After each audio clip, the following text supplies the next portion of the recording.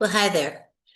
It is the Saturday before Thanksgiving here in November of 2025, and you're getting this video because we know each other. And there have been some things that happening in my life this past, several months and really year or more that I feel really compelled to share at this point. And you know about my institute. You know what I do for my work as a doctor of psychology, mind body medicine expert, business consultant, and all that. And it's always fascinating to me that the lessons in life just never end. We have opportunity after opportunity for yet the next one and the next one and the next one. And just when you think maybe you've got it settled down and figured out, something comes onto your path.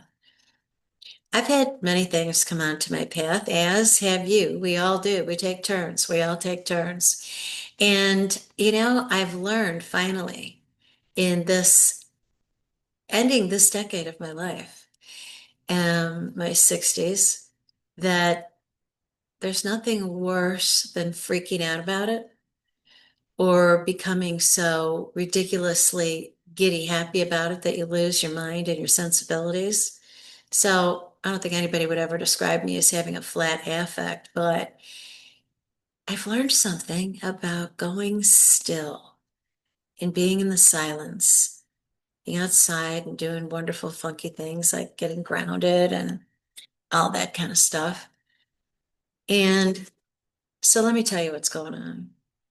I've moved out to the country and I'm living in a wonderful Cotswold cottage in the woods. And I will be doing my institute work out here. But my process has been a little interrupted. So I moved out here at the beginning of July. There are very few people who know anything about this, and there's the couple of you who do. I'll apologize to you for a little bit of repetitive story here, but there is some news in the midst of this that I want for you to hear from me like this, because quite frankly, I'm a little tired and spent and stretched. And so I didn't feel like making phone calls. I thought I would do it like this because there's more people I want to let in at this point. Okay? You're here because I care about you. And if I'm not mistaken, you care about me too. So I knew that I needed to move out here before we got into July. I just knew that I was in trouble with my health. And so I made a deal on this great place with wonderful people and moved out here thinking, okay, this will be good.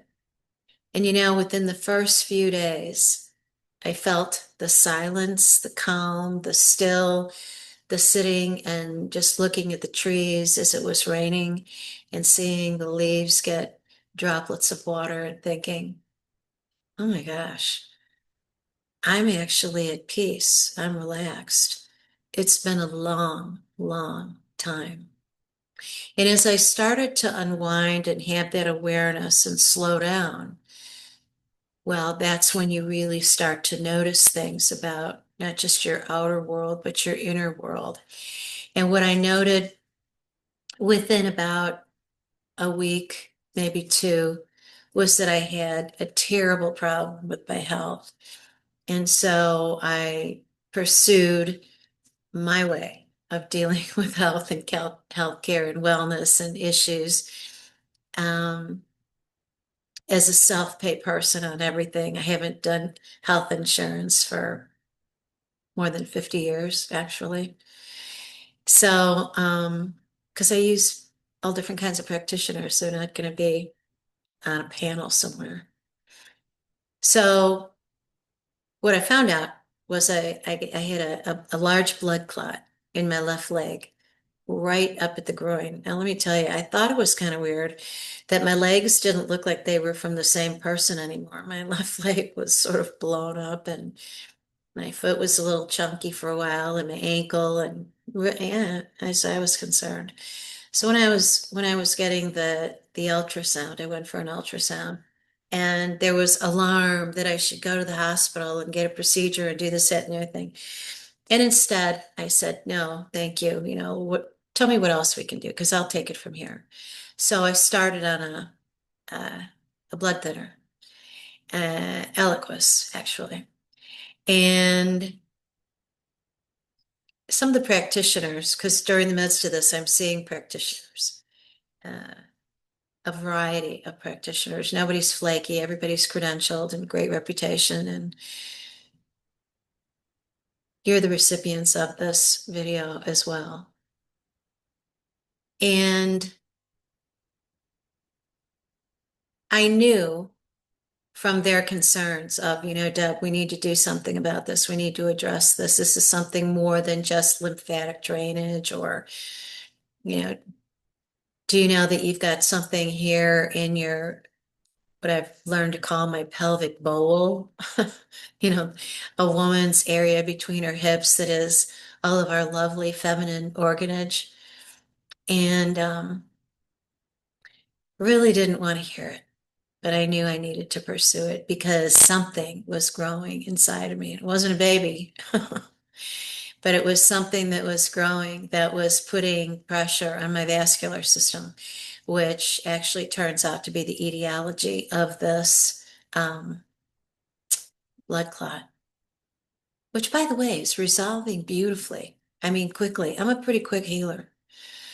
But I went to a couple people and had blood work and sat down with a couple of very intelligent physicians, uh, one at a time, and was told, "Oh my God, Deb, uh, this is very robust. You have cancer of the ovary. Your left ovary has got a very progressed, aggressive cancer, and we've got to take immediate action. And so I'd like for you to go get a CT scan with contrast and then go see an oncologist who is a surgeon and, gynecological oncologist. And, let's get the ball rolling because you need to have this removed. And it's, about the size of a fist and it needs to come out."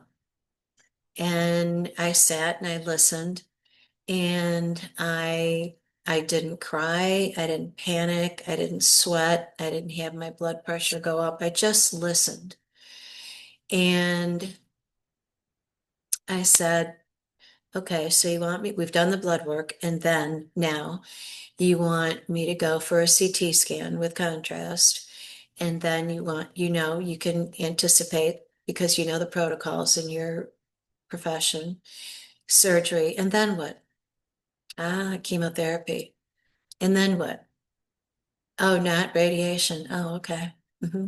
But see, here's the problem, dear doctor. The routines that you're proposing for me are the very same ones that I have never allowed myself to walk into. And when people come to me, either as my loved ones or as my patients or as well, those are the only two categories. Um, I don't take anybody off of what it is that they're dedicated to walking into, but I want them to be aware of what the other options are and also what the course is of those kinds of treatments. And for that reason, I need to share with you that I am not willing to walk into any treatment of any sort where I'm going to be ripped down with the theoretical model being, we'll rebuild you, you know. I just cannot abide it. I am not going to go through that. And um, I have a responsibility for my life, for my institute. And those of you who know me, each and every one of you know I've got this great doodle, little Hazel. I have a responsibility for her. I adopted her as an abused creature and made her a promise for her life. And I'm not going to break it. I'm not going to lose her. I'm not going to give her away. I'm not going to abandon her. And then I got the news. If you don't do this, seriously, you have a matter of months.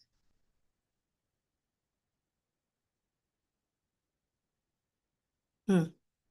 I sat with that for a minute, making impenetrable eye contact with the deliverer of that news. And then I leaned forward and I said, a matter of months, so it's the end of July. Yeah, you won't see the end of the year. And I thought, this my little pup is laying at my feet. And I said, well, I'll tell you what, I really respect you and I want to work with you. You have a great reputation. I um I like your style. I appreciate it. But I need for you to understand about me that I have unshakable faith in God, in the Trinity, in the angels and the saints, in the Blessed Mother. Um, Unshakable faith. And, it was when I was barely 22 and newly married, I had a terminal diagnosis and I was told to go home and get my house in order. And I said, I just got my house and I'm just getting it in order and I'm not checking out at this point. And it was through my teachers in Chicago and acupuncture and Chinese medicine and a very tolerant spouse and my parents who loved me that I came through that. And there's no trace of that disease ever having been in my body ever since. I told the person that story. And then I leaned forward and I said, if I would begin to walk down this path, the imagery, the the mindset, the awareness that I have of what each step would be would ruin my ability to have a prognosis positive. So if you will work with me, I really want to work with you. Will you work with me? Will you do the dance with me? I don't want to threaten your license. And I've told this to each person because I don't want to threaten anybody's license by not telling me what they have to and prescribing what they are supposed to. But I can't go that way. And this marvelous physician looked at me and did this ever so elegant pivot and said, are you familiar with mistletoe, the serum? It's a homeopathic remedy. We give it as injections into the belly, and we've had remarkable results. Would you be willing to try that? And I said, that's what I'm interested in. Yes, absolutely. And then we talked about getting IVs several times a week with high dose vitamin C, because that also, the research is very replete and clear that vitamin C at that incredible megadose and repeatedly and ongoing goes after and destroys the undesirable cells. And I won't use the word cancer very often, but just so we're clear what I'm talking about, that's what we're talking about. And so we agreed to that. And then I also said there's a number of other things that I'm doing. I'm getting acupuncture from an incredibly talented diplomat of acupuncture, who's also chiropractic and Chinese medicine. And I'm doing the keto diet really with total dedication. And the keto diet in the 1930s, the research was crystal clear. Every single person who went through the keto diet with a diagnosis of cancer, no matter what it was cured. 100% of the people were cured with the keto diet. Why? Well, because of the chemistry of the disease and the chemistry of what the keto diet does to your body. And in addition, I will do other things. I'm already on these other products and I will continue them and continue with those providers. I will make sure that you as my providers know what all it is that I'm doing. So I'm doing all those things. And this wonderful doctor said, okay to me. And I've been working with him ever since. And being at his clinic, some weeks, 3 days a week, some weeks, 5 days a week. And we continue to increase my dosages of these treatments. And guess what? In September, late September, early October, he said, oh my gosh, the growth has stopped. We've arrested the growth. To which I said, good. I can feel it. I mean, it's my body. I can feel it. I knew what was there. I knew it was growing. And I'm thrilled to hear that. I'm glad that we're on this path and thank you. Okay. Are you willing to do more? You bet I am. How about mistletoe, the Christmas rose?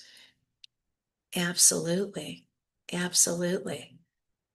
And then another one of my practitioners had already um, prescribed for me Halen 951, which is a fermented soy liquid.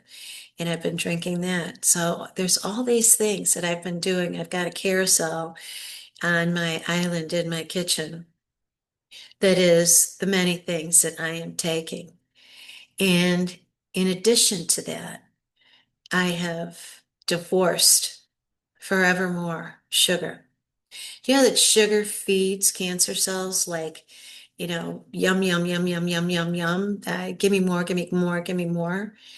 And I've decided I'm not participating in that. I don't care how good a cake or a donut or a candy looks or a bottle of wine or anything that looks that can harm me. I'm not doing it. I want to live. I'm dedicated to it. Now, let me tell you the really good news. And I've had a funny reaction to it. I was delighted and shared with just the couple of people who knew about this that I'd been told that the cancer had been arrested, it stopped growing. Okay, great. And I have these long talks with myself in the bathtub. I do 2 to 3, sometimes 4 really great baths a day with Epsom salts and Dead Sea salts and baking soda and all these things um, to detoxify. And I am detoxifying. It's amazing. I've also, by the way, if you haven't noticed, I've lost a lot of weight. So even my yoga pants are really big on me now, which is really kind of interesting. And I don't mind that, except that my doctors were all so concerned because I had lost so much weight so quickly. I had been losing weight over a course of a year, but then I lost so much weight so quickly that they said that I had cachexis, which is you're so ill that you are literally wasting away. Now that, more than anything, made me feel very uncomfortable. So I'm holding my own. At 5'7", about 140 pounds, I'm now holding my own at about 141 pounds. And I'm glad about that because I look at pictures of myself and I think to myself, Deb Carlin, how did you get so chubby, like fat? Why did you do that? Why did you let that happen? Well, just, moving, not being grounded and centered and keeping my head in the right part of the game. So here's the thing. Um, just this past week, on Monday, I went to see this doctor and we were going over, he was looking at all the blood work and everything that I'm doing and did a physical exam. And he said,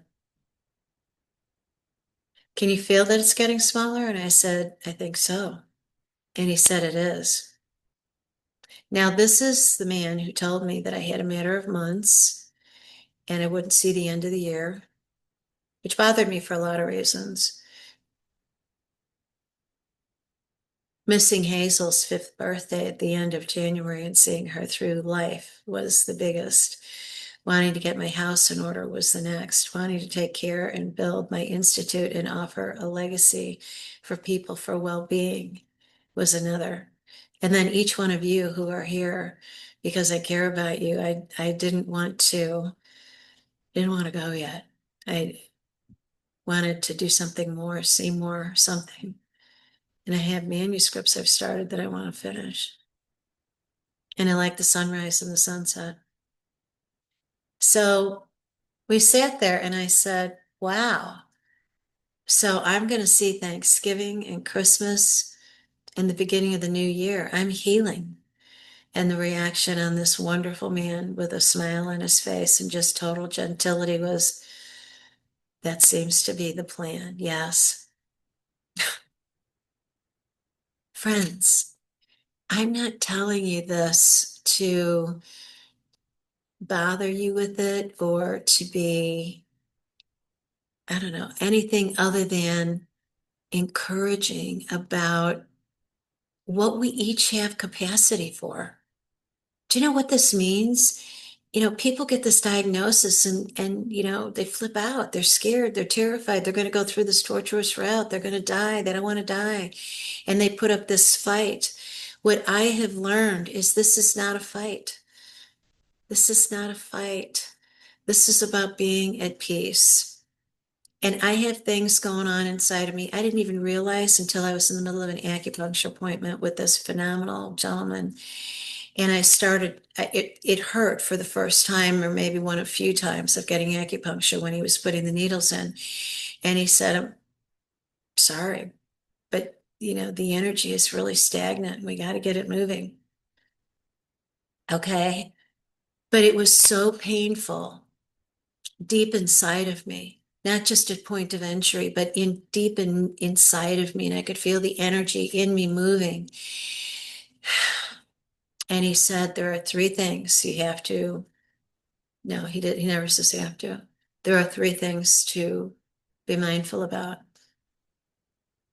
resentment, regret, and rage. Okay. We talked for a while, and then he said he turned on the lights and he put a little heat on. And he said, I need to leave you in here, Deb, to do this by yourself. Okay. And I was already crying. I laid in there, I don't know how long it was, maybe half hour, an hour, 15 minutes, I don't know, but I sobbed. And I thought, wow, regret. The work I do, who I am, how long I've been in it. I thought I was through that. Resentment, I thought I worked through that. And I didn't think I accumulated more. Rage, oh my God. I had to face it right then and there on the table in that dark room with this wonderful little dog laying on the floor. And I just laid there and sobbed. And when he came back in, just quiet, talked a little bit. The energy was great, calm. I stopped crying. He took the needles and he reminded me this cannot be a fight. This has got to be about finding what it is that I've been proclaiming and professing all these years, and particularly as I've been raising capital in this last year and a half or so, and educating people about the reality of the Paradise Movement. What's it about? The Carlin Institute. It's all about peace of mind and holistic well-being. I'm not a hypocrite, but to thine own self be true. Look in the mirror and see exactly who you are and own it and know it and do the work over and over and over again as many times as you have to till you don't have to. But I think we have to forever. I think it's just always a thing. So, why am I telling you this now? I'm telling you this now because it's Thanksgiving next week. And for the very first time, I mean, I love Thanksgiving. It's quite literally my favorite holiday. But this Thanksgiving, my thankfulness, my gratitude, my appreciation for my ability to be able to continue breathing, to be able to have an influence over my body in ways that I have forever believed and known, in a way that has put me in the position of every single day, everything I do, everything I put into my mouth, everything I put into my whole body, I am saving my life. I am focused on saving my body, saving my spirit, saving my mind, saving my life with gentility. not frenetic, not crying. But ever since I got the news that I am going to live, that I am healing, from July to August to September to October to November, 5 months of this knowledge, most of it in silence, not going to events, not socializing, not sharing with people, not, not, just not writing about it. I've been posting an awful lot about cancer and cures on my social media, but nobody asks why.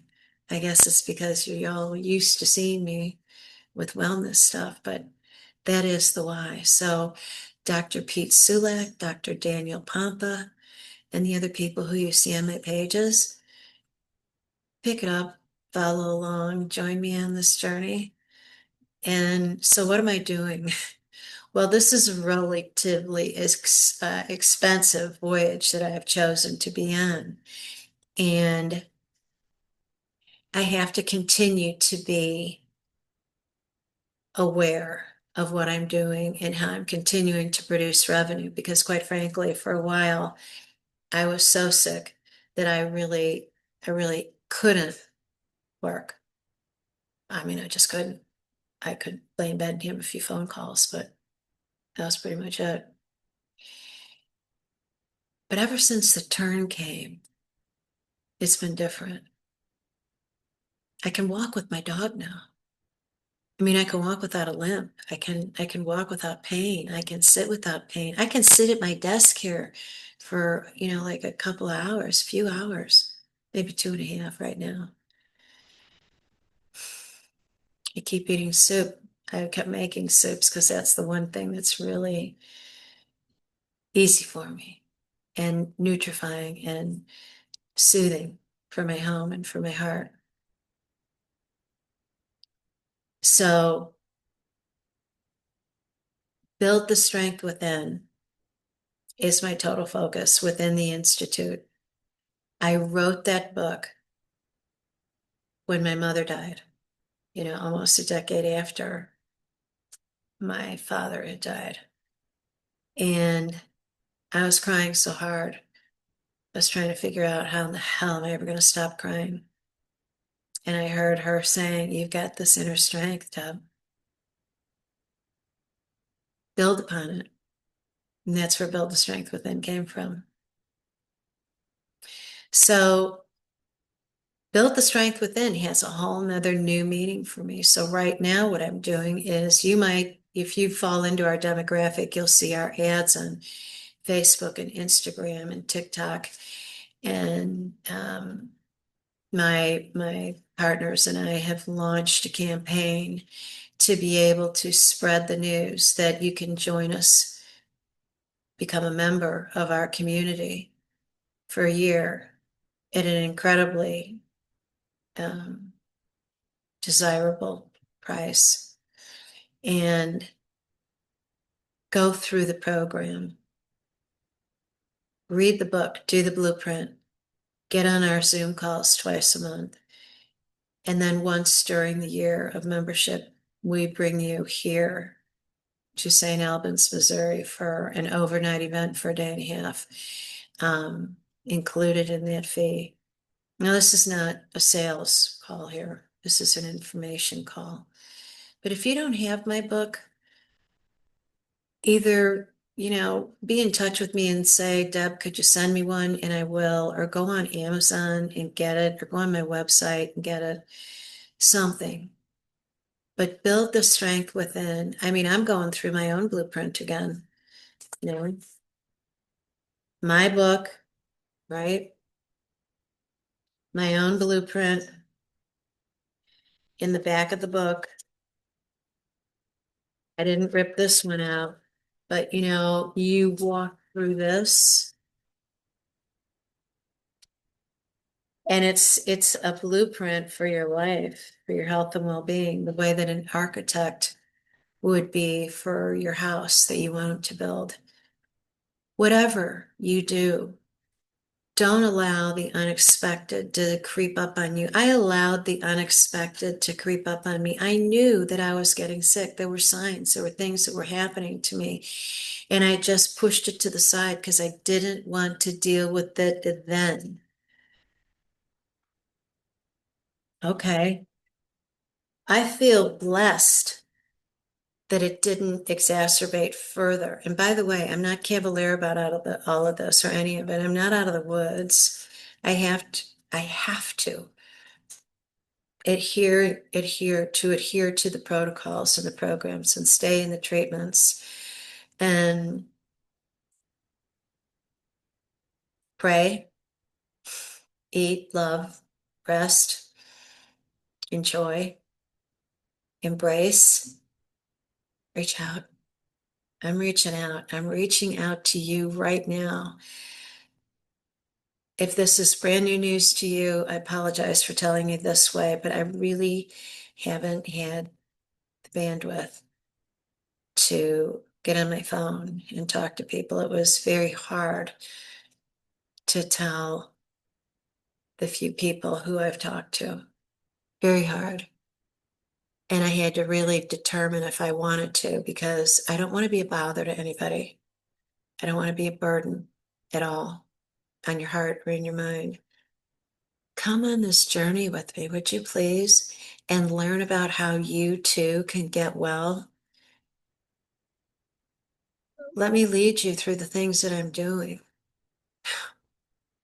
So, this evening, what I'm going to do, I usually don't eat this late. It's 4:45. I usually finish eating by about 4:30. I eat early in the morning at around 7, and then at around 3 or 4 in the afternoon, and then I don't eat till the next morning. So what I'll have this evening is either yogurt with wild blueberries. That's a daily prescription. Those wild frozen blueberries are actually the most powerful. And tomorrow morning, I'll have fresh cod that I saute in butter with lemon and sweet potato on the side. And, I'll share my recipes. I'll take more pictures of the foods, anything and everything, and share them. Those of you who know me well know how much I love you. I want everybody in here alive and well.